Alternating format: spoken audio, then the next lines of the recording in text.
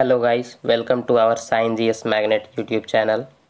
आज हम सभी खान सर द्वारा पॉलिटी का फाउंडेशन बैच का टेस्ट सीरीज सेकंड लगाएंगे, जिसमें कुल 100 क्वेश्चंस होंगे। तो चलिए बिना देरी किए शुरू करते हैं। और मैं इसमें कुछ एक्स्ट्रा फैक्ट्स भी बताते चलूँगा, उसे भी आप ज़रूर नोट्स करेंगे। ठीक है, तो शुरू करते हैं। फर्स्ट क्वेश्चन है, भारतीय संविधान कैसा है? तो भारतीय संविधान अंशतः कठोर और अंशतः लचीला, यानी option D is the correct answer. Next, निम्नलिखित में कौन सा राज्य का सबसे महत्वपूर्ण तत्व है? तो राज्य का सबसे महत्वपूर्ण तत्व है संप्रभुता, option C is the correct answer. Next, किसने कहा था भारत अर्ध संघात्मक राज्य है? केसी व्हीलर ने कहा था भारत अर्ध संघात्मक राज्य है, यानी ऑप्शन डी। नेक्स्ट, किस देश में दोहरी नागरिकता का सिद्धांत स्वीकार किया गया है? तो दोहरी नागरिकता का सिद्धांत यूएसए में स्वीकार किया गया है, option D is the correct answer. Bharat में एकल नागरिकता है, जो कि इंग्लैंड से ली गई है। नेक्स्ट क्वेश्चन, भारतीय संविधान में नागरिकता के प्रावधान कब लागू हुए? तो भारतीय संविधान में नागरिकता का प्रावधान 1949 26 नवंबर 1949 में लागू हुआ था। नेक्स्ट क्वेश्चन, भारत में एकल नागरिकता की अवधारणा अपनाई गई है? तो भारत में एकल नागरिकता की अवधारणा इंग्लैंड से अपनाई गई, यानी ऑप्शन सी। नेक्स्ट, पाकिस्तान से आकर भारत में नागरिकता प्राप्त करने के संबंध में प्रावधान का वर्णन निम्नलिखित में से किस अनुच्छेद में वर्णित है? तो यह अनुच्छेद 6 में वर्णित है, अनुच्छेद 6 में वर्णित है। नेक्स्ट क्वेश्चन देखेंगे, संसद द्वारा पारित नागरिकता अधिनियम 1955 के द्वारा नागरिकता प्राप्ति हेतु तरीके नहीं हैं। इसमें से जन्म के आधार पर प्राप्त किए जा सकते हैं, देशीकरण से किए जा सकते हैं, वंशानुगत से किए जा सकते हैं, क्षेत्र के कारण किए जा सकते हैं और पंजीकरण से किए जा सकते हैं। यानी इसका सही आंसर हो जाएगा option D is the correct answer. इनमें से कोई नहीं। कुल 5 विधियां हैं नागरिकता प्राप्त करने के लिए। नेक्स्ट, निम्नलिखित में से किस एक का नागरिकों के मौलिक अधिकारों का रक्षक तथा भारत के संविधान का अभिभावक माना जाता है? तो option C is the correct answer. Supreme court को अभिभावक माना जाता है, संविधान का अभिभावक सुप्रीम कोर्ट को माना जाता है। नेक्स्ट, संपत्ति के मौलिक अधिकार को कब समाप्त किया गया? संपत्ति के मौलिक अधिकार को 44वें संविधान संशोधन 1978 द्वारा समाप्त कर दिया गया और इसे आर्टिकल 300 के क में रखा गया है। नेक्स्ट, संविधान के किस प्रावधान द्वारा अस्पृश्यता का उन्मूलन किया गया है? तो अस्पृश्यता का उन्मूलन संविधान के अनुच्छेद 17 के द्वारा किया गया, यानी ऑप्शन सी। नेक्स्ट, निम्नलिखित में से भारत के संविधान का कौन सा अनुच्छेद कानून के समक्ष समानता से संबंधित है? तो कानून के समक्ष समानता से संबंधित है article 14, option C is the correct answer. और आर्टिकल 15 में जाति धर्म लिंग के आधार पर भेदभाव मिटाने का काम। आर्टिकल 16 लोक नियोजन में समानता। नेक्स्ट, यानी option C is the correct answer. निम्नलिखित युग्मों में से कौन सा सही सुमेलित नहीं है? तो सही सुमेलित नहीं है option C is the correct answer. संवैधानिक उपचारों का अधिकार, मानव के दुर्व्यापार एवं बलात्सरम, ये तो आर्टिकल 23 सही है। अल्पसंख्यक वर्गों के हित का संरक्षण 29, ये भी ठीक है। संवैधानिक उपचारों का अधिकार, ये गलत है, यहाँ आर्टिकल 32 होना चाहिए। शिक्षा संस्थानों की स्थापना एवं प्रशासन करने का अल्पसंख्यक वर्गों का अधिकार, ये भी गलत है, यहाँ आर्टिकल 30 होना चाहिए। यानी ऑप्शन ए और बी सही है, तो यहाँ पूछ रहा है नहीं, यानी इसका सही आंसर हो जाएगा ऑप्शन सी और डी। सी और डी ये दोनों सही है, ये दोनों सही सुमेलित नहीं है। नेक्स्ट क्वेश्चन देखेंगे, भारतीय संविधान में सम्मिलित नीति निर्देशक तत्वों के प्रेरणा हमें किस संविधान से मिली है? तो नीति निर्देशक तत्व आयरलैंड के संविधान से ली गई है, जो कि आर्टिकल 36 से लेकर 51 तक है। नेक्स्ट क्वेश्चन देखेंगे, राज्य के नीति निर्देशक सिद्धांत किस प्रकार मौलिक अधिकार से भिन्न है? तो मौलिक अधिकार से भिन्न है, निदेशक सिद्धांत परिवर्तनीय है जबकि मौलिक अधिकार परिवर्तनीय नहीं है। नेक्स्ट क्वेश्चन, ये बीपीएससी का प्रीवियस ईयर क्वेश्चन है, बीपीएससी 41वीं बीपीएससी 41 में ये रिपीटेड क्वेश्चन है। नेक्स्ट क्वेश्चन, भारतीय संविधान का कौन सा अनुच्छेद भारत के विदेश नीति से संबंधित है? तो विदेश नीति से संबंधित है आर्टिकल 51, जिसमें अंतर्राष्ट्रीय संधि ये सब आती है, यानी option D is the correct answer. Next, निम्नलिखित अनुच्छेदों में कौन एक राज्य सरकार को ग्राम पंचायत का संगठित करने के लिए निर्देश देता है? आर्टिकल 40। आर्टिकल 32 में संवैधानिक उपचारों के बारे में बताया गया है। आर्टिकल 51 में अंतर्राष्ट्रीय संधि, अंतर्राष्ट्रीय शांति, यानी option B is the correct answer. Next, राज्य के नीति निर्देशक सिद्धांतों में निम्नलिखित अनुच्छेदों में से कौन सा अंतर्राष्ट्रीय शांति और सुरक्षा के संवर्धन से संबंधित है? जैसा भी मैंने ऊपर बताया, option A is the correct answer, article 51। Next, Bharat में निम्नलिखित में से किसके अंतर्गत पंचायती राज प्रणाली की व्यवस्था की गई? तो पंचायती राज प्रणाली की व्यवस्था आर्टिकल 40 से की गई है और ये राज्य के नीति निर्देशक तत्व में आता है। राज्य का नीति निर्देशक तत्व आर्टिकल 36 से लेकर 51 तक है, जो कि भाग 3 में है। नेक्स्ट, संविधान के किस अनुच्छेद के द्वारा उद्योग के प्रबंधन में कर्मकारों की भागीदारी का प्रावधान दिया गया है? तो इसका प्रावधान आर्टिकल 43 के ए में दिया गया है, यानी option B is the correct answer. कल्याणकारी राज्य की संकल्पना का समावेश भारत के संविधान में है? तो भारत के संविधान में है कल्याणकारी राज्य की संकल्पना का राज्य के नीति निर्देशक तत्व, यानी option A is the correct answer. Next question, निम्नलिखित में से कौन सा नीति निर्देशक तत्व है? तो नीति निर्देशक तत्व है समान नागरिक संहिता, जो कि आर्टिकल 44 में दिया गया है। जबकि धर्म की स्वतंत्रता ये मौलिक अधिकार है, प्रेस की स्वतंत्रता ये भी मूल अधिकार है, और विधि के समझ समानता ये आर्टिकल 14 ये भी मूल अधिकार है। इसमें प्रेस की स्वतंत्रता आर्टिकल 19 के क में दी गई है, विधि के समझ समानता आर्टिकल 14 में दी गई है, धर्म की स्वतंत्रता आर्टिकल 25 में दी गई है, और समान नागरिक संहिता आर्टिकल 44 में दी गई है। सही आंसर है ऑप्शन ए। नेक्स्ट क्वेश्चन, सूची 1 को सूची 2 से मिलाएं। तो अनुच्छेद 40 का संबंध ग्राम पंचायत के गठन से सही है। 41 में काम करने का अधिकार ये भी सही है। अनुच्छेद 44 का संबंध समान नागरिक संहिता ये भी ठीक है। 48 कृषि, यानी ऑप्शन मैं इसे छोटा करता हूँ, अब ऑप्शन मिलाएंगे, कूट भाषा में मिलाएंगे। Option A is the correct answer. A का 1, बी का 2, सी का 3, डी का 4। नेक्स्ट क्वेश्चन देखेंगे,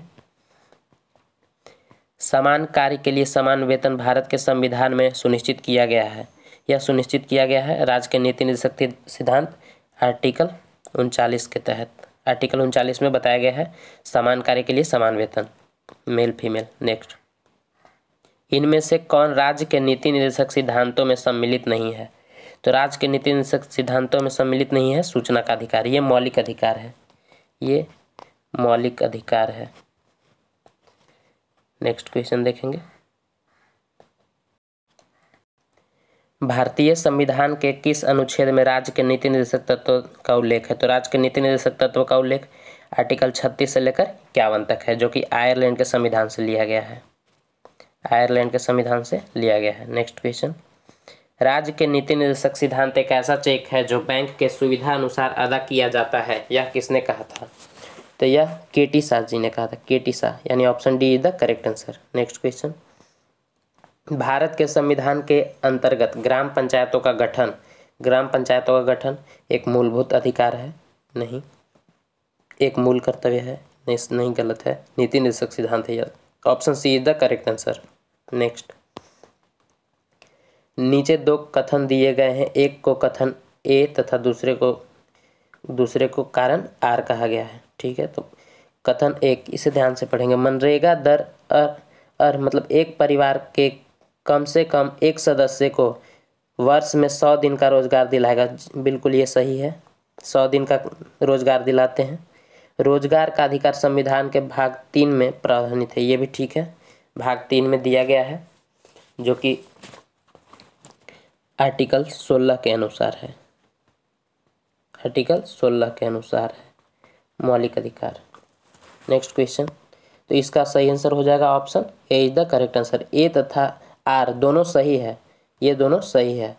आर सही स्पष्टीकरण है, तो आर इसका सही स्पष्टीकरण है क्योंकि ये रोजगार की बात कर रहा है। नेक्स्ट क्वेश्चन, भारतीय संविधान का कौन सा भाग अंतर्राष्ट्रीय संधि, शांति और सुरक्षा से प्रति राज्य के उत्तरदायित्व का उल्लेख करता है? तो इसका सही आंसर हो जाएगा ऑप्शन सी, आर्टिकल 51 के तहत। नेक्स्ट क्वेश्चन, संविधान के किस अनुच्छेद के द्वारा उद्योग के प्रबंधन में कर्मकारों की भागीदारी का प्रावधान किया गया है? तो ये क्वेश्चन रिपीटेड है, बहुत बार रिपीटेड क्वेश्चन आ गया है बिहार दरोगा का, यानी option be the correct answer, अनुच्छेद 43 का ए। नेक्स्ट, भारतीय संविधान का कौन सा अनुच्छेद भारत के विदेश नीति से संबंधित है?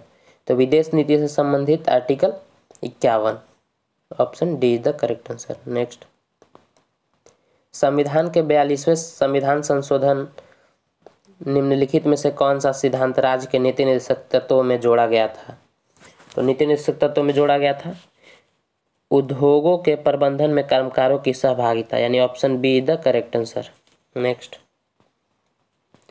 संविधान निम्न में से किसके शोषण के विरुद्ध अधिकार स्वीकृत करता है? तो यह स्वीकृत करता है बच्चों के खिलाफ, स्त्रियों के खिलाफ और जनजातियों के खिलाफ, यानी option C is the correct answer. Next,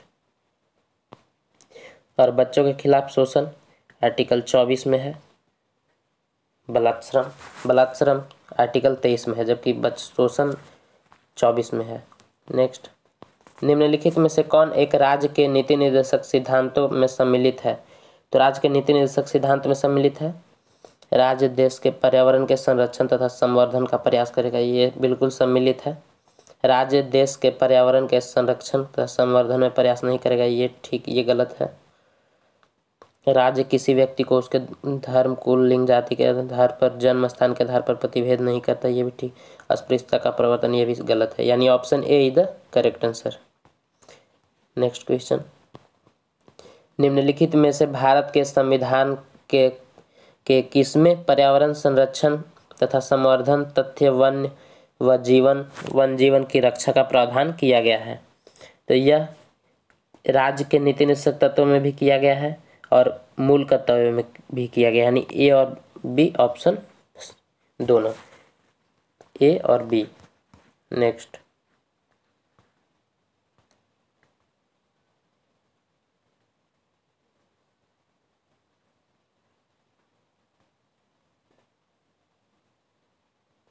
निम्नलिखित में से कौन सा एक राज्य का नीति निर्देशक सिद्धांत संविधान के बाद में जोड़ा गया है?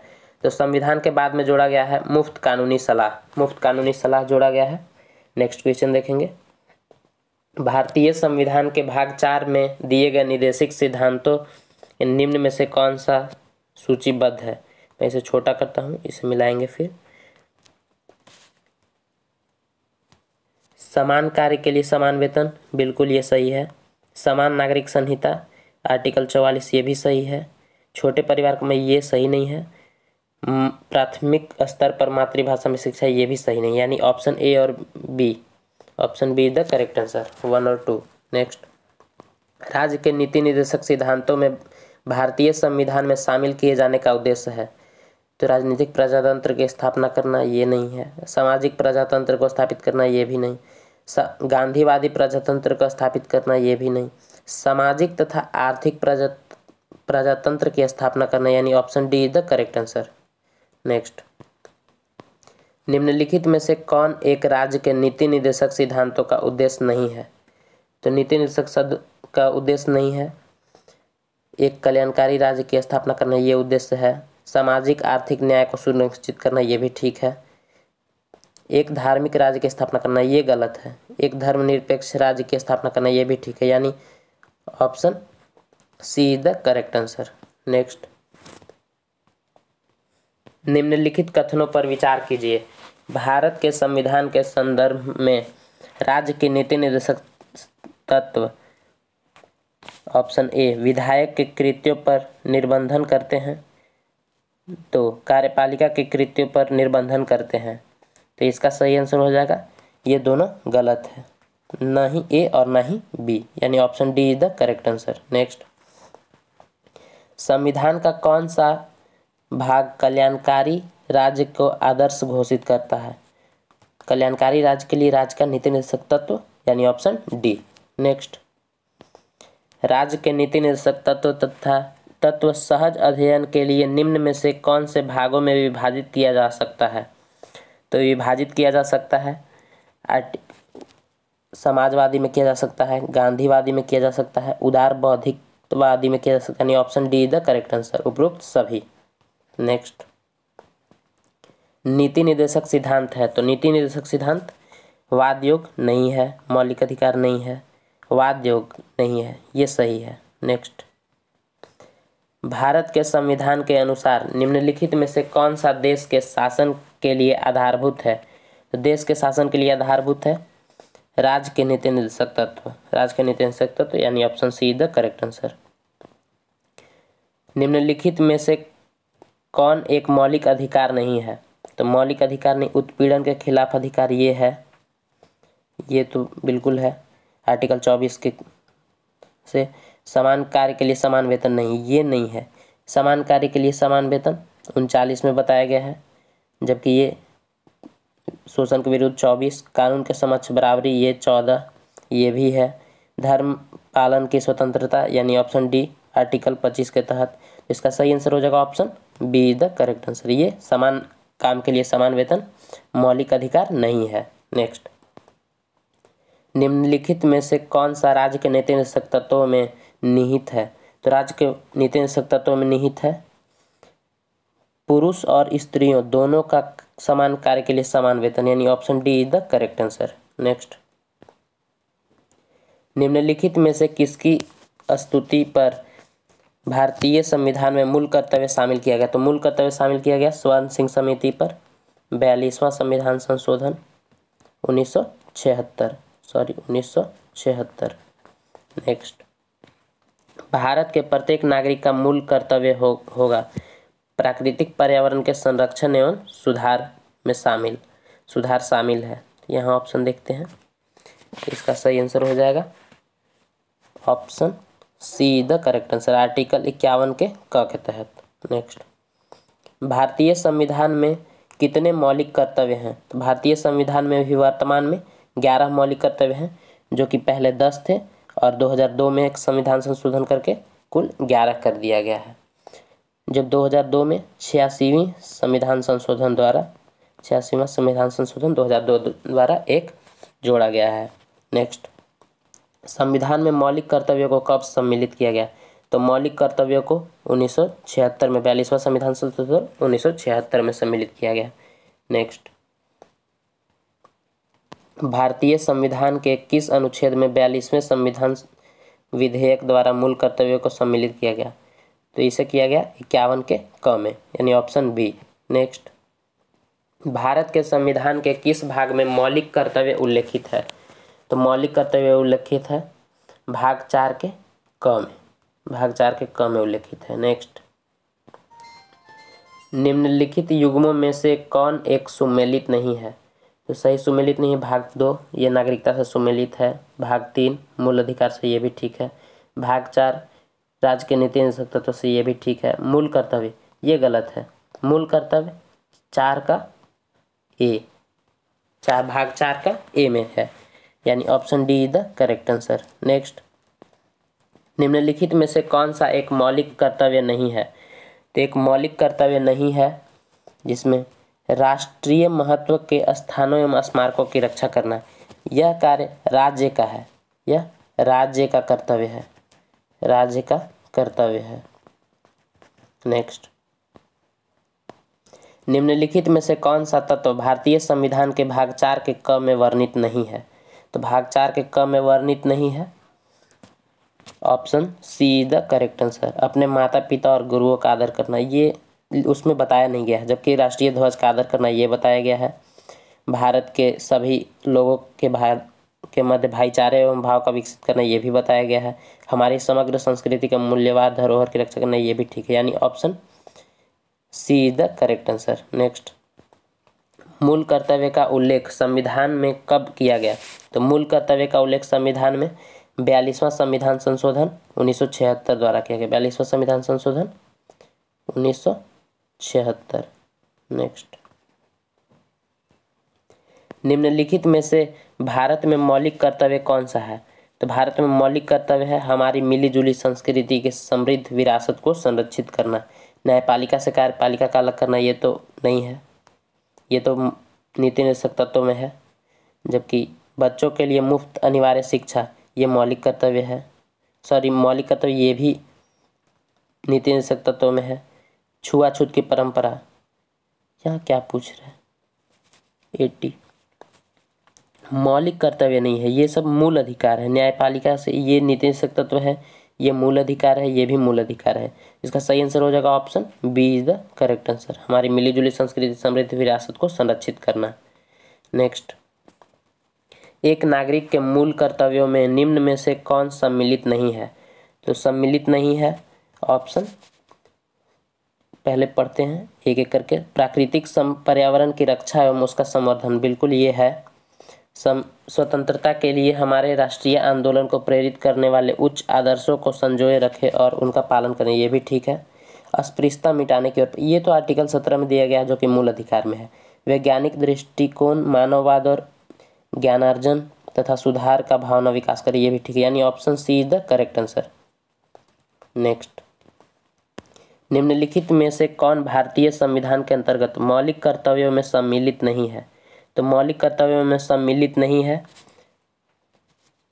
देश की रक्षा करना एवं राष्ट्र की सेवा करना, ये बिल्कुल ये सम्मिलित है। हमारी सामाजिक, सांस्कृतिक और की गौरवशाली परंपरा का महत्व समझना, ये भी है। ग्राम पंचायत को गठन करना, ये गलत है, ये तो आर्टिकल 40 के तहत नीति निर्देशक तत्वों में दिया गया है, डीपीएसपी में।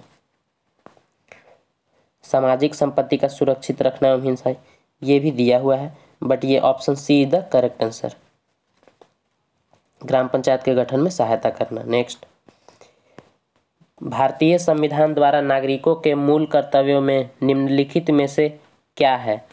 तो इसका सही आंसर हो, इसका पहले मिश्रित संस्कृति की समृद्धि विरासत की रक्षा, बिल्कुल ये है। नेक्स्ट, सामाजिक अन्याय से कमजोर वर्ग, ये मूल कर्तव्य नहीं है, ये मूल कर्तव्यों में नहीं बताया गया है। वैज्ञानिक मनोदशा और खोज का भावना विकास करना, बिल्कुल ये सही है। व्यक्तिगत और सामूहिक कार्यकलापों के लिए सभी क्षेत्रों में उत्कृष्टता के लिए प्रयत्न, ये भी ठीक है, यानी option B is the correct answer, option B. Next question देखेंगे, ऑप्शन सी। नेक्स्ट, निम्नलिखित में से किस एक का संरक्षण भारतीय नागरिक का मूल कर्तव्य है? भारतीय नागरिक का मूल कर्तव्य है राष्ट्रीय ध्वज का संरक्षण, option B is the correct answer. Next, Bharat के प्रत्येक नागरिक का कर्तव्य होगा प्राकृतिक पर्यावरण संरक्षण एवं सुधार शामिल है, तो यह शामिल है आर्टिकल 48 का क में। नेक्स्ट, भारतीय संविधान का कौन सा अनुच्छेद राष्ट्रपति के पद के लिए पुनः निर्वाचन की योग्यता निर्धारित करता है? तो पुनः निर्वाचन की योग्यता निर्धारित करता है आर्टिकल 57, अनुच्छेद 57, जबकि राष्ट्रपति का पद दिया गया है 52 के तहत। नेक्स्ट, राष्ट्रपति का रिक्त स्थान भर लिया जाना चाहिए, तो राष्ट्रपति का रिक्त स्थान 6 माह में भर लिया जाना चाहिए। कोई भी कार्यवाहक राष्ट्रपति 6 माह तक पद पर रह सकता है।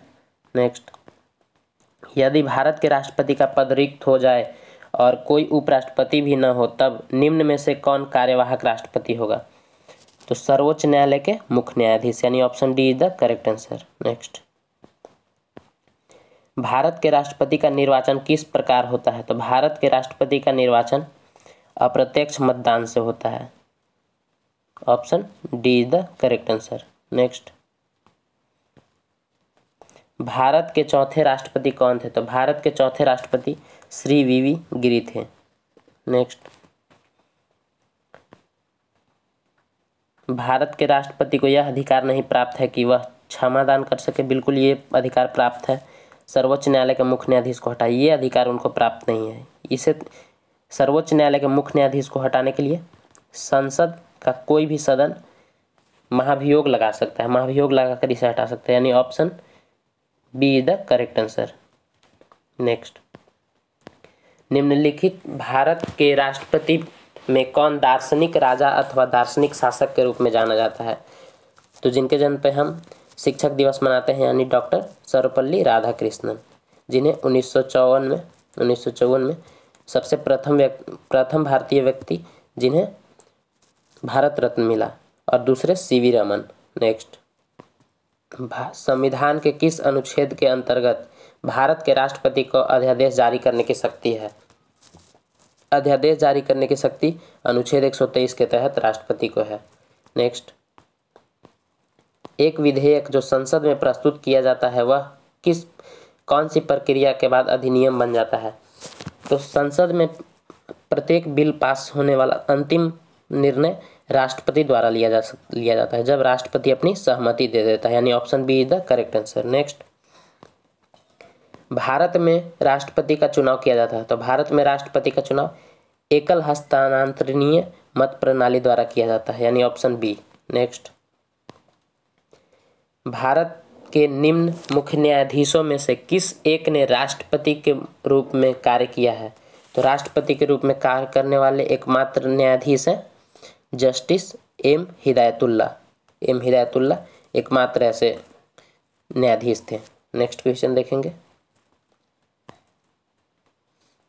निम्नलिखित में से कौन भारत के राष्ट्रपति के निर्वाचन हेतु निर्वाचन गण में सम्मिलित नहीं है?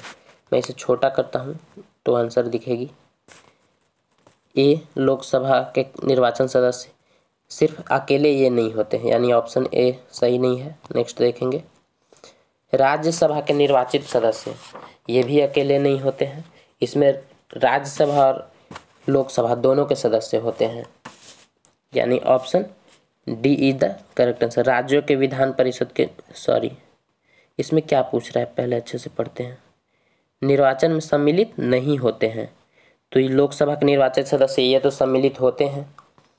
नेक्स्ट, राज्यों के विधान परिषद के निर्वाचन नहीं होते, यानी option D is the correct answer. Next, निम्न में से किस राष्ट्रपति ने एक शक्ति का प्रयोग किया था जिन्हें संवैधानिक शब्दावली में जेबी निषेधाधिकार कहा जाता है? तो ज्ञानी जैल सिंह डाक विधेयक अधिनियम के खिलाफ, भारतीय डाक विधेयक के खिलाफ।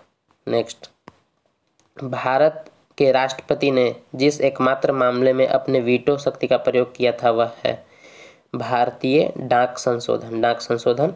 Option C is the correct answer. Next question, स्वतंत्र भारत के प्रथम राष्ट्रपति थे, तो स्वतंत्र भारत के प्रथम राष्ट्रपति थे डॉक्टर राजेंद्र प्रसाद, जो कि बिहार से आते थे। नेक्स्ट क्वेश्चन, और सबसे अधिक दिनों तक राष्ट्रपति के पद पर रहने वाले व्यक्ति भी डॉक्टर राजेंद्र प्रसाद ही थे। नेक्स्ट, भारत के राष्ट्रपति चुने जाते हैं, तो भारत के राष्ट्रपति चुने जाते हैं केवल राज्यसभा के सदस्य नहीं, इसमें राज्यसभा और लोकसभा दोनों, केवल लोकसभा ये भी गलत है, केवल राज्य के विधानसभाओं और लोकसभाओं ये भी गलत है, राज्यसभा, लोकसभा और राज्यों के विधानसभाओं के निर्वाचित सदस्य, यहाँ ध्यान रखिएगा यहाँ मनोनीत सदस्य नहीं होना चाहिए, निर्वाचित सदस्य, यानी option D is the correct answer. Next, राष्ट्रपति पर महाभियोग का आरोप संसद के किस सदन द्वारा लगाया जा सकता है? तो राष्ट्रपति पर महाभियोग संसद के किसी भी सदन से लगाया जा सकता है, लेकिन 2/3 बहुमत से यह पारित होगा। नेक्स्ट, भारतीय संविधान का कौन सा अनुच्छेद, और जबकि ये भारतीय संविधान का कौन सा अनुच्छेद राष्ट्रपति को उच्चतम न्यायालय से परामर्श लेने की शक्ति देता है? तो उच्चतम न्यायालय से परामर्श लेने की शक्ति आर्टिकल 143 के तहत मिलता है, यानी option C is the correct answer. Next, Lok Sabha और राज्यसभा की संयुक्त बैठक किसके द्वारा आहूत की जाती है? तो लोकसभा और राज्यसभा की संयुक्त बैठक राष्ट्रपति द्वारा आहूत की जाती है, परंतु इसकी अध्यक्षता स्पीकर द्वारा की जाती है, लोकसभा स्पीकर द्वारा की जाती है। नेक्स्ट क्वेश्चन, निम्नलिखित में से राष्ट्रपति किसकी नियुक्ति करता है? तो राष्ट्रपति भारत के महान्यायवादी की नियुक्ति करते हैं, नियंत्रक एवं महालेखक सीएजी जिनका चर्चा आर्टिकल 148 में है उनकी नियुक्ति करते हैं, एक राज्य का राज्यपाल, ये भी ठीक है, उपरोक्त सभी, यानी option D is the correct answer. Next, सूची 1 को सूची 2 से मिलाइए। सूची 1 में क्या है? फखरुद्दीन अली अहमद, इनका कार्यकाल था 1974 से लेकर 1977 तक, ये राष्ट्रपति एक तरफ और इनका कार्यकाल है। नेक्स्ट, एन संजीवा रेड्डी, तो संजीवा रेड्डी का था 1977 से 82 तक। जाकिर हुसैन 1967 से लेके 1969 तक। वीवी गिरी 1969 से लेकर 1974 तक, यानी कूट भाषा में मिलाएंगे तो इसका सही option C is the correct answer. Next, संसद के लिए राष्ट्रपति का अभिभाषण कौन तैयार करता है? तो राष्ट्रपति का अभिभाषण केंद्रीय मंत्रिमंडल द्वारा तैयार किया जाता है। नेक्स्ट क्वेश्चन, भारतीय राष्ट्रपति के सर्वसम्मति से चुने जाने का अभी एकमात्र उदाहरण है नीलम संजीव रेड्डी। नेक्स्ट, जिनका कार्यकाल 1974 से लेकर 1977 तक चला। नेक्स्ट, निम्नलिखित में से किसी भौगोलिक क्षेत्र को अनुसूचित घोषित करने का संवैधानिक अधिकार किसको है? तो अनुसूचित घोषित करने का संवैधानिक अधिकार हमारे राष्ट्रपति को है, यानी option D is the correct answer. Next, राष्ट्रपति की उम्मीदवार के लिए क्या आवश्यक नहीं है? तो क्या आवश्यक नहीं है? 35 वर्ष की आयु ये आवश्यक है। संसद चुने जाने की योग्यता ये भी आवश्यक है। देश का नागरिक हो ये भी आवश्यक है, जबकि पढ़ा लिखा होना आवश्यक नहीं है, यानी option B is the correct answer. पढ़ा लिखा होना ये जरूरी नहीं है। नेक्स्ट,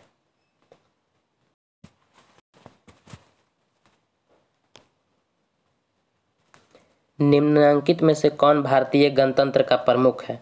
तो भारतीय गणतंत्र का प्रमुख भारत के राष्ट्रपति होते हैं, उसके बाद भारत के उपराष्ट्रपति होते हैं, वाइस प्रेसिडेंट, उसके बाद फिर प्रधानमंत्री होते हैं, पीएम। नेक्स्ट, भारत के किस राष्ट्रपति को मिसाइल मैन की संज्ञा दी जाती है? तो missile man doctor APJ Abdul Kalam, यानी option B is the correct answer. Next, अगर भारत के राष्ट्रपति के चुनाव में कोई विवाद है तो उस विवाद को सौंपा जाता है, उस विवाद को भारत के सर्वोच्च न्यायालय सुप्रीम कोर्ट को दिया जाता है, जिसे आर्टिकल 71 अनुच्छेद 71 के तहत देखा जाता है। नेक्स्ट, भारत का राष्ट्रपति अपना त्यागपत्र किसको देता है? तो भारत के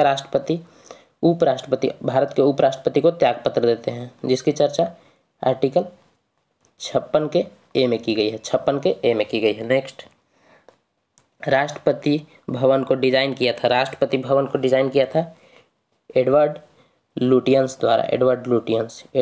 Lutyens. Option C is the correct answer. Next, Bharat के राष्ट्रपति को कार्य अवधि की समाप्ति से पूर्व भी पद से हटाया जा सकता है।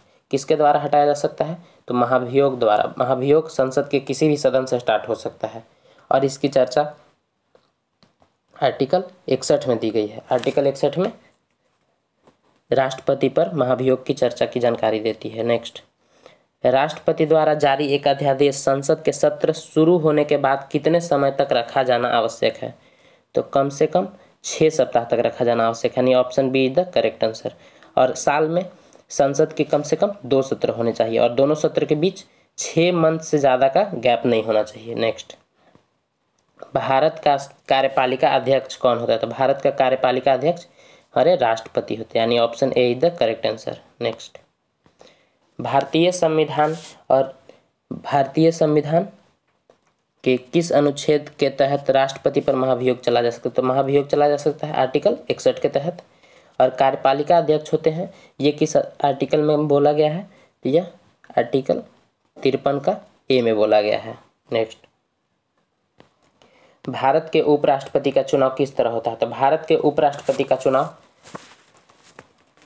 लोकसभा, संसद और विधानसभा के विधेयकों द्वारा किया जाता है, ये गलत है। राष्ट्रपति द्वारा मनोनयन, ये भी गलत है। राष्ट्रीय स्तर पर सीधे चुनाव से, ये भी सही नहीं है। लोकसभा और राज्यसभा के सांसदों द्वारा सीधे चुनाव से, यानी option D is the correct answer. Next, निम्न में से किस एक की अध्यक्षता ऐसे व्यक्ति के द्वारा होती है जो उसका सदस्य नहीं होता है? तो जैसे राज्यसभा का सभापति उपराष्ट्रपति होते हैं, जो कि उसका सदस्य नहीं होते, यानी option C is the correct answer. और राज्यसभा को हम अस्थाई सभा भी बोलते हैं, अस्थाई, यह भंग नहीं की जा सकती है। नेक्स्ट, राज्यसभा का सभापति होता है, तो राज्यसभा का सभापति मैंने अभी बताया भारत का उपराष्ट्रपति। नेक्स्ट, तो आज का प्रश्न यहीं समाप्त होता है। तो अब अगली वीडियो नेक्स्ट टेस्ट सीरीज पे होगी। अगर आपको ये वीडियो अच्छी लगी तो आप इसे लाइक और शेयर ज़रूर करें। Thank you.